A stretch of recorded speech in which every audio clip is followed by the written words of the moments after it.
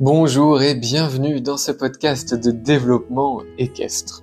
Ici, nous partageons une vision holistique de l'équitation, c'est-à-dire dans une approche globale, systémique, considérant les relations de cause à effet du système humain à dos de système équin, pour un perfectionnement à la fois technique et éthique. Je m'appelle Romain Bamaison, j'ai été cavalier professionnel de saut d'obstacles et j'ai eu la chance d'apprendre auprès de grands maîtres de l'équitation. Aujourd'hui enseignant, coach et sophrologue, j'ai créé la méthode sophroéquitation pour mêler techniques équestres pures et rigoureuses à la sophrologie et au développement personnel. Cette méthode développe un équilibre entre le corps, le mental, les émotions et la technique équestre au service d'une équitation plus harmonieuse, légère et en fonctionnement avec le mouvement. J'organise des stages pour les cavaliers et forme des enseignants à la méthode. Emprunter ce chemin est une source de joie, de bien-être et de performance pour les cavaliers et leurs chevaux. Retrouvez toutes les informations sur le site sophroéquitation.com. Très bonne écoute!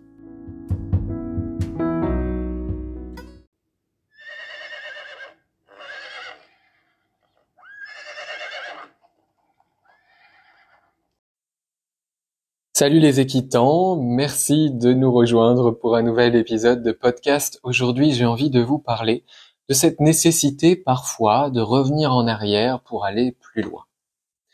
On le sait, on gagne du temps à prendre son temps et parfois, c'est humain, on peut être pressé, on a envie d'aller plus vers le but que de parcourir le chemin. Concrètement, dans la technique équestre, ça peut faire des tricheries, des manquements, disons, académiques dans la position, dans l'usage des aides, parce qu'on a envie d'aller vite, on a envie que notre cheval soit comme ceci ou comme cela, on a envie de faire telle ou telle épreuve, telle ou telle figure de dressage, et en fait, du coup, on passe pas par la décomposition de nos gammes et de nos bases qui vont nous permettre justement d'atteindre ce but vraiment en profondeur et en maîtrise. Déjà, on peut se déculpabiliser parce que je crois que on est beaucoup à être naturellement impatient, on a envie de vivre nos rêves, notre but est d'atteindre le plus rapidement possible et avec le moins d'efforts possible, ça c'est vraiment un point commun humain, notre but.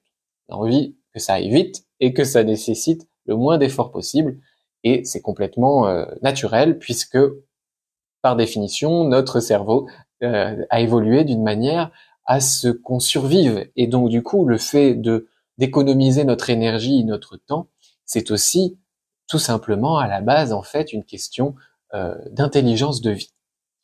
En revanche, quand on va effectivement dans une pratique artistique, sportive ou professionnelle, eh bien, évidemment, il va être important de décomposer les bases techniques. En musique, ils le savent bien avec le solfège. Avant d'écrire un roman, on apprend chaque lettre, les syllabes, composer des phrases, etc. Là, c'est la même chose en équitation. Avant d'espérer pouvoir faire une reprise de dressage complète, ou même un mouvement complet, ou un parcours d'obstacles complet, ou une balade, je sais pas, sans filet ou sans utiliser les rênes, évidemment, il y a tout un tas de petites étapes, de petits pas sur l'atteinte de cet objectif. Et parfois, parce que on a pris des mauvaises habitudes, parce qu'on n'a pas reçu les bons enseignements. Et moi, ça a été, mon cas au centre équestre. J'ai pas reçu les bases techniques académiques dans la position et l'usage des aides dès le début. Je les ai reçues plus tard dans ma carrière de cavalier, quand j'ai été en stage ou quand j'ai travaillé dans des écuries avec des personnes, des cavaliers de haut niveau qui s'intéressaient vraiment à ça et aux bases techniques. Et donc en fait, après, il y a eu tout un travail de déconstruction qui nécessite énormément de patience puisque c'est plus facile de programmer quelque chose sur une base vierge que de déprogrammer un ancien programme pour en mettre un nouveau. Donc évidemment, ça prend du temps de déconstruire une habitude qu'on a pris, un défaut technique à cheval, et c'est ok. Il faut être assez doux avec soi et se dire que on n'est pas parfait et que déjà c'est une grande chance et c'est déjà courageux de remarquer qu'il y a quelque chose à déconstruire, une habitude à gommer, et soyons doux, prenons le temps. Et il faut aussi l'accepter. parce que parfois, et c'est humain à nouveau, on a envie d'aller plus vite que la musique, plus vite que la foulée de galop, et du coup, on n'a pas vraiment la foi, le courage d'aller revenir sur ses bases. Il peut y avoir aussi de l'ego, on peut se dire non mais attends, quand même, j'ai mon galop X, et puis j'ai fait telle épreuve, et du coup je vais quand même pas me remettre à faire une séance au pas sans les étriers, à apprendre à tenir mes rênes, à avoir juste le contact, c'est bon. Et en fait, si, c'est bien de pas se lasser de ces bases techniques, parce qu'en fait, je crois que on n'est jamais assez parfait et que toute la vie, à chaque minute que l'on passe avec les chevaux, il y a des bases qui sont un travail constant. Et c'est pas réducteur, ça doit pas être ennuyeux d'y revenir, d'y passer du temps pour les consolider. Et aussi, selon le niveau technique que l'on a, on peut les relier, ces bases, pardon, on peut les relier ces bases vraiment à quelque chose de plus sophistiqué, de plus technique, de plus difficile. Si on parle par exemple de la position des jambes, le serait-ce que de repasser du temps sur l'équilibre au-dessus de ses pieds à l'arrêt, sans que le bassin parte trop en avant, trop en arrière, sans que les pointes des pieds sortent, sans qu'on ait de pression sur le cheval, sans qu'on serre les genoux.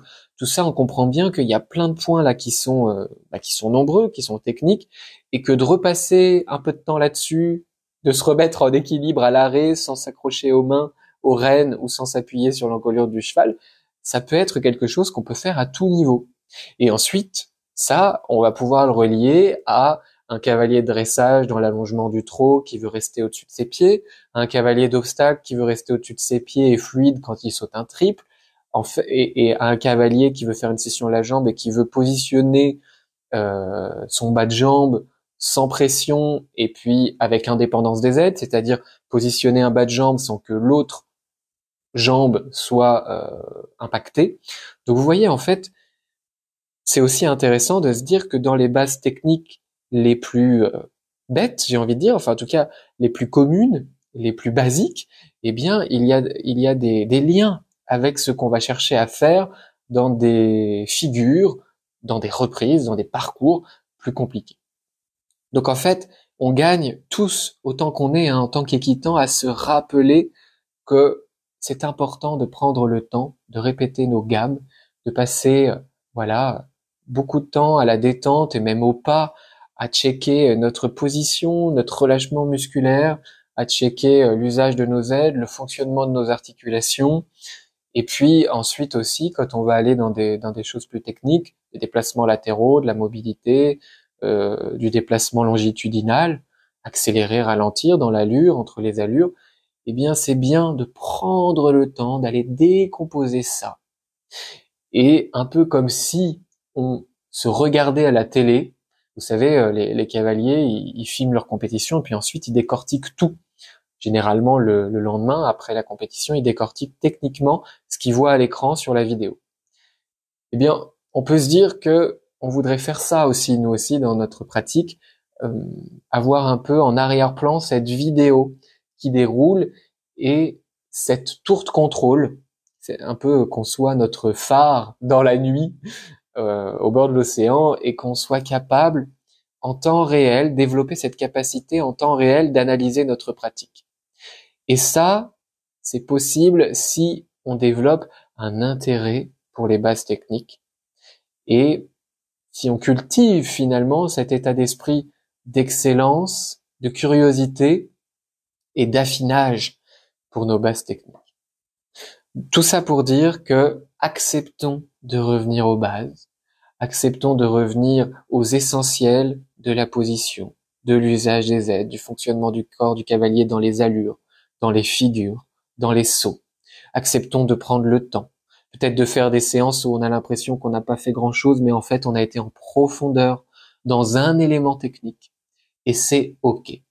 Et en fait, en prenant ce temps-là, on gagne du temps ensuite. Et notamment, moi qui ai des élèves beaucoup en saut d'obstacles, de prendre du temps sur de petits obstacles, à décomposer les éléments techniques, la régularité de l'allure, le liant du cavalier avec le cheval, le contrôle du regard, de l'équilibre sur les étriers, de la capacité à se laisser porter par le saut sans gêner le cheval, sans perdre le liant. Si on passe assez de temps, quand on a besoin, le cavalier, le cheval, le couple, là-dessus. Ensuite, on va monter plus rapidement les obstacles que si on n'a pas fait ce travail préparatoire. Donc nous tous, chers équitants, prenons le temps de revenir aux bases, de les décomposer et d'en faire une routine bien-être, presque une routine de santé équestre pour notre pratique. Et puis parfois, acceptons que si on a été un peu plus loin dans la pratique et qu'on se rend compte qu'il faut revenir à une base, acceptons de le faire. Ça sera très judicieux et on en gagnera du temps, finalement. C'est à peu près tout ce que j'avais envie de vous partager ici. C'est vraiment un épisode presque, voilà, je vous pose ça là et vous en faites ce que vous voulez. C'était vraiment une idée du moment, quelque chose aussi que je réfléchis moi dans ma pratique avec mes élèves, parce que je me rends compte que des fois, quand j'invite certains élèves, certaines personnes qui sont intéressées par la méthode de sophroéquitation, parce que moi c'est ce que je fais, mais qui sont intéressés par le fait d'aller vers l'harmonie, la légèreté, le fonctionnement, bien parfois on rencontre des résistances et c'est humain parce que c'est dur de revenir aux bases, de déconstruire. Il peut y avoir un peu d'ego là-dedans, de la patience, et puis si je fais une séance seulement ou pas, qu'est-ce que vont penser les autres gens de l'écurie, etc. C'est intéressant de le conscientiser d'un point de vue développement personnel, et maintenant d'un point de vue technique, acceptons que de revenir aux bases est parfois extrêmement essentiel et bénéfique pour la suite de notre pratique, que l'on ait des buts de performance sportive ou de loisirs. Voilà, je vous souhaite beaucoup de plaisir avec vos chevaux, beaucoup de patience. Je me mets dans le lot, hein. Moi aussi je suis plutôt impatient, donc servons-nous voilà, de la pratique équestre et de ces grands sages que sont les chevaux pour développer notre patience, notre état d'esprit d'excellence, de curiosité dans la technique équestre. Je vous dis à bientôt pour un nouveau podcast.